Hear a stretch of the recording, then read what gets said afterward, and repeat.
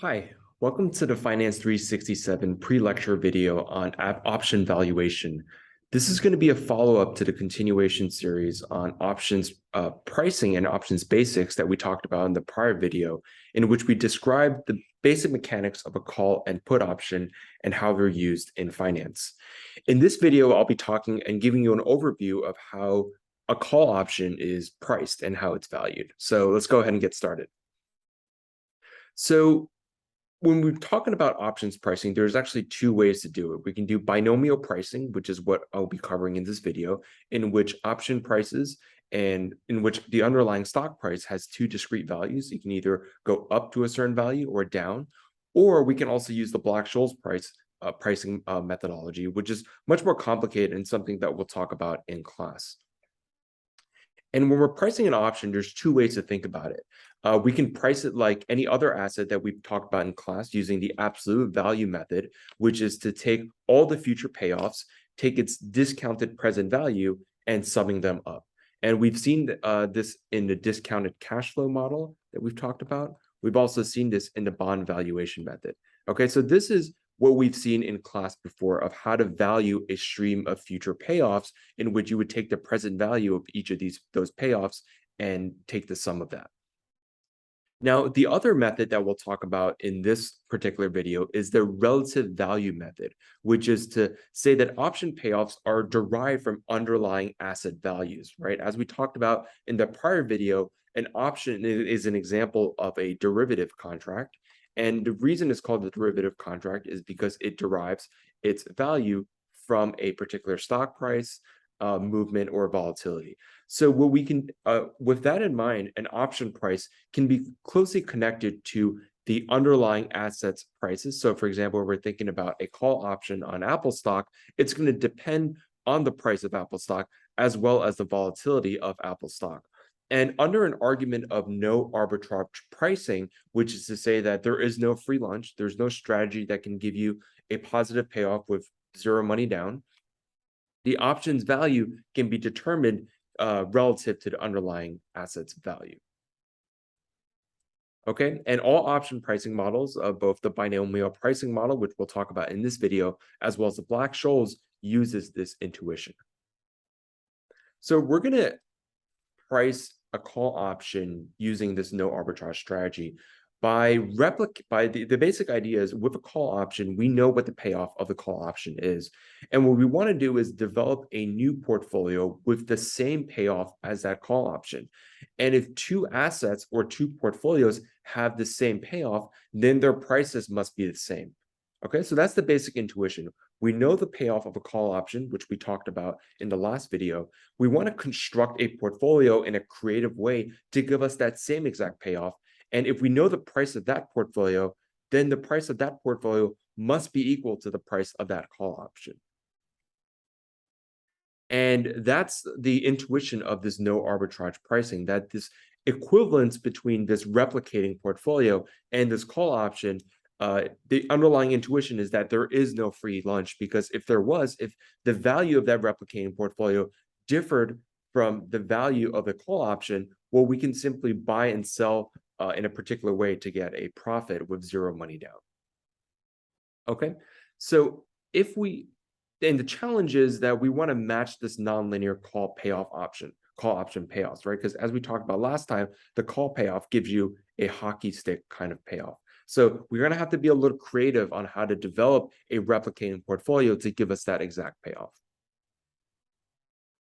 And we're going to do this by making a simplifying assumption that there are two states of the world, okay? There's state up, which we'll denote by U, in which the stock price goes up, and state down, denoted by state D, in which the stock price goes down.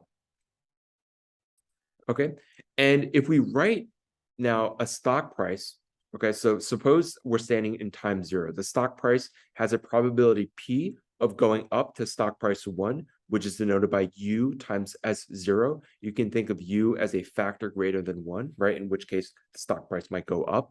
Think of this as maybe like 1.1. So the stock price goes up 10%. The stock can also go down by, let's say, a factor D. Let's say D is something less than 1, in which case the price would go down, say 90%, so a D is 0.9. There's a probability 1 minus P in which the stock price goes down to DS0. There's also a bond in our universe in which the face value, the present value of our bond is the face value discounted by the 1 period discount rate. And in both periods, we know what we're going to get in fixed income because in fixed income, the payoffs are all structured and known ahead of time. And in both scenarios, we're going to get a payoff of our face value F. Now, if we combine the stock and bonds, the payoffs are going to be given by the sum of those. So let's say we buy A shares of the stock, let's say 10 shares of Apple stock. Well, the payoff in time, there's a probability P in which our payoff is given by A, so the number of shares times U of S0, plus the face value of the bond, which doesn't change. And likewise, there's a probability of 1 minus P in which the stock price goes down and we'll be given a payoff by A times DS0 plus F. Okay, so all we've really done is just put an A over here and an A over there to denote the number of shares that we're buying, and the F we're not touching at all.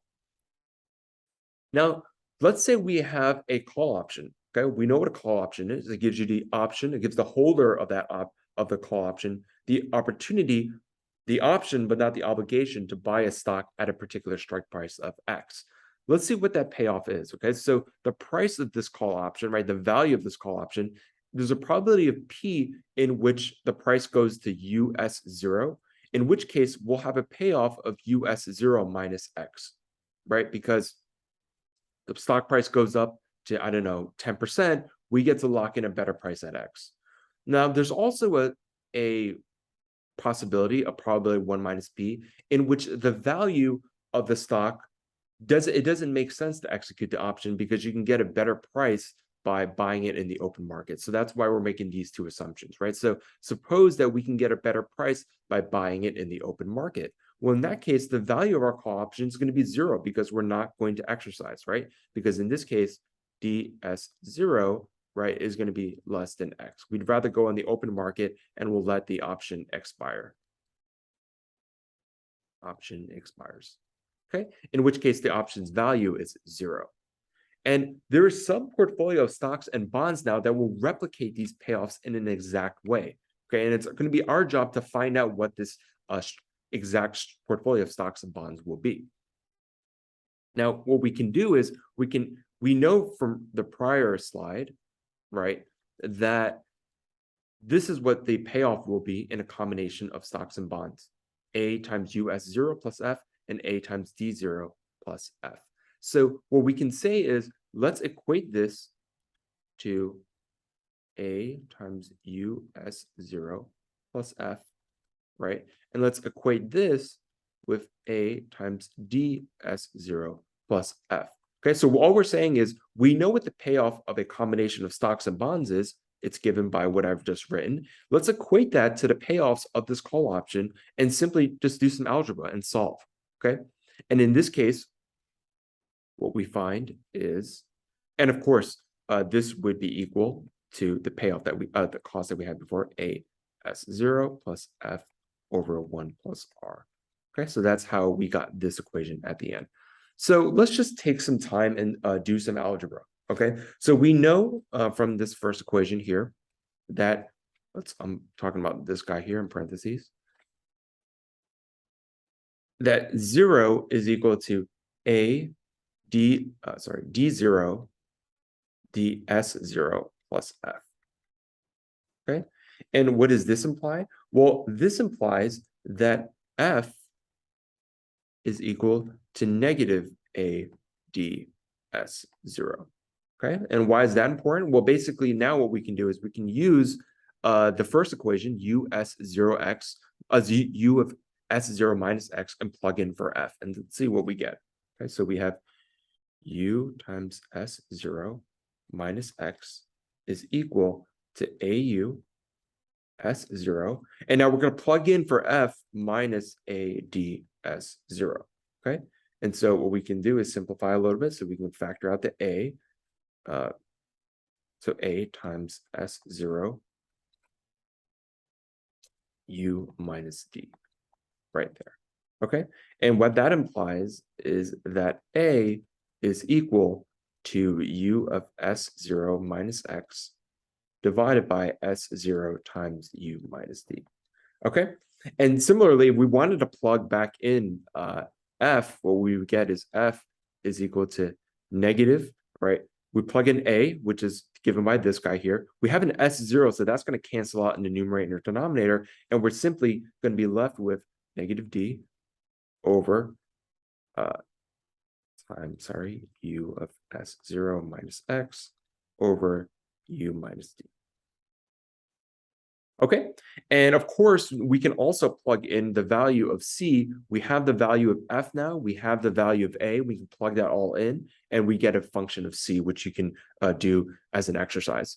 So what I've done is I've solved the equations, right? So I did A and I did F, you would plug them both in to get your C0.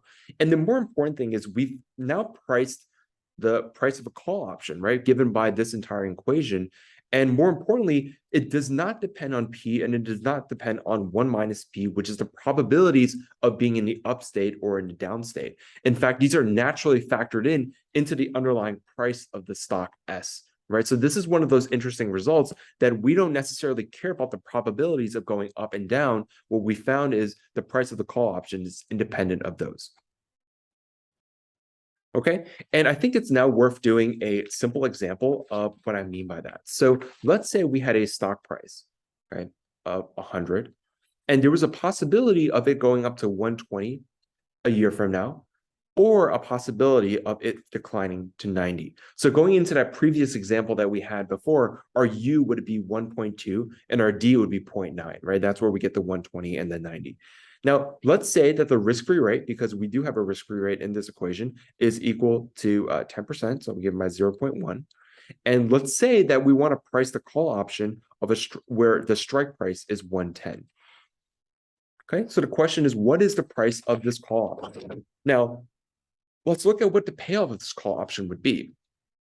A year from now, if the price went up to 120, what would be the value?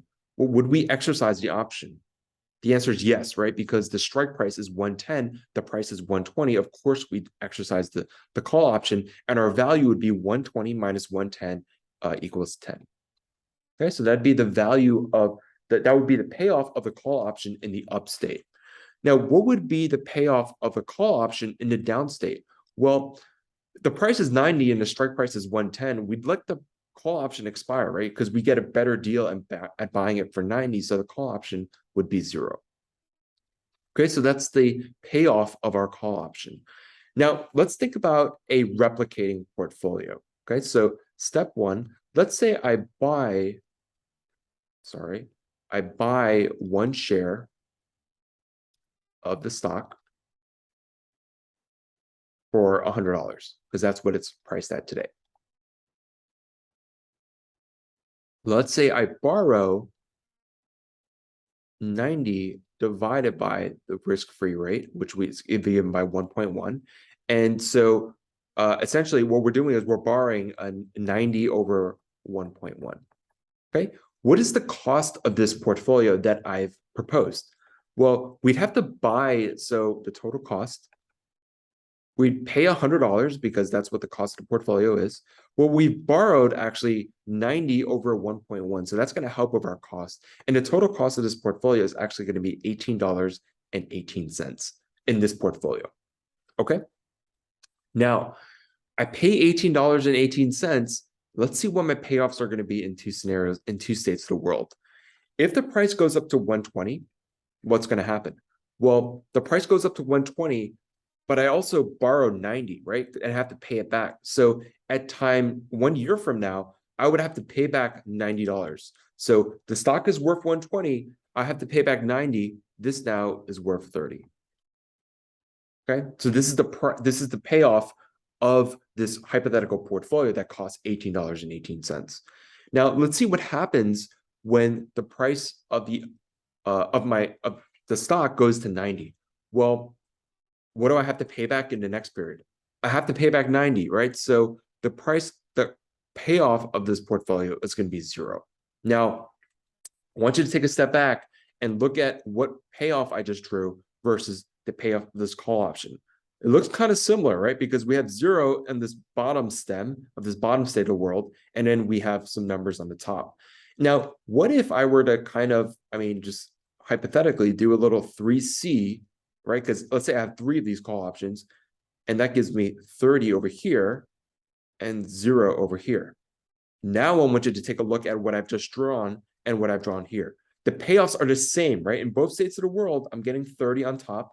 In the upstate, I'm getting 0 on the downstate. And we just talked about by no arbitrage pricing argument that if I have a replicating portfolio that gives me the same exact payoff as a call option, it better be the case that the price of this call option equals the price of this replicating portfolio. So what I can now do is simple algebra, 3C is equal to 18.18, which implies that C is equal to 6.06. So the price of this call option with a strike price of 110 is $6.06. And notice I haven't said anything about the probability of it being 120 or the probability of it being 50. The beauty of this binomial pricing method.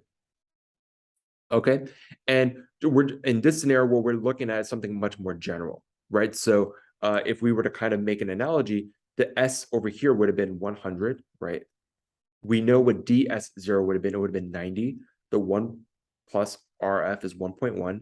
The US0 is 120, right? Because the upstate. The X is 110, the strike price. And of course, the denominator we know is 120 minus the 90. And I encourage you to check this math and make sure that the C gives us the 6.06 that we derived over here.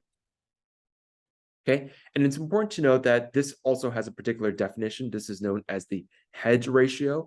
In our example, our hedge ratio, let's just kind of do it out here. It's US0, so US0 is 120, the upstate minus the strike price of 110, divided by the upstate, which 120, minus the downstate of 90, right? So that's 10 over 30 or 1/3. So the hedge ratio is 1/3, which is the ratio of the number of stocks to the call options to match the replicating portfolio. And you'll notice that's kind of where our 3C played along over here, right? This 3-to-1 ratio.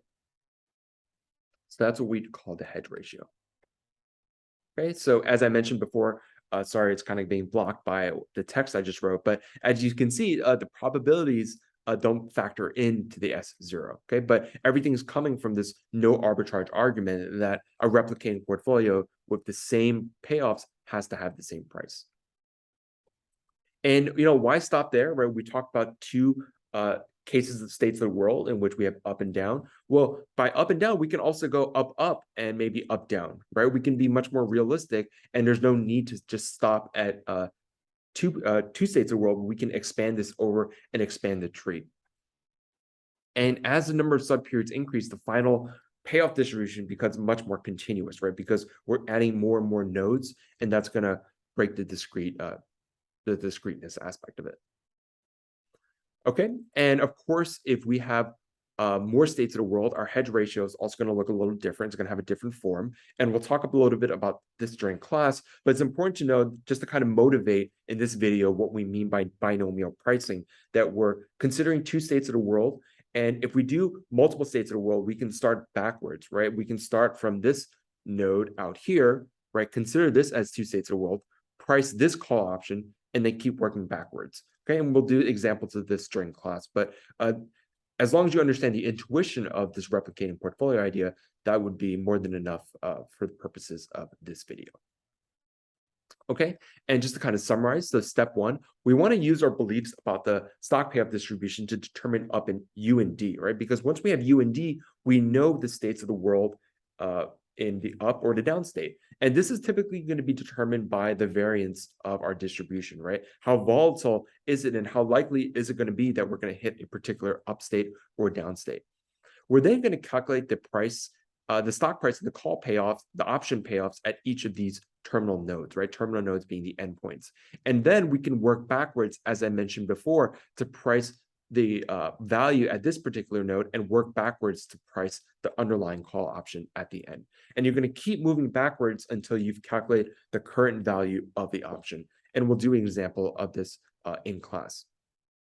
So just to kind of summarize some key takeaways, a lot of investors use this technique, and this algorithm can be implemented even in Excel. And again, this whole intuition really builds on the no arbitrage pricing argument, in which if you have two portfolios with the same payoffs, they better have the same price. Okay. Thank you for taking the time of watching this video. We'll be going through much more examples in class and motivating this much more. Thanks.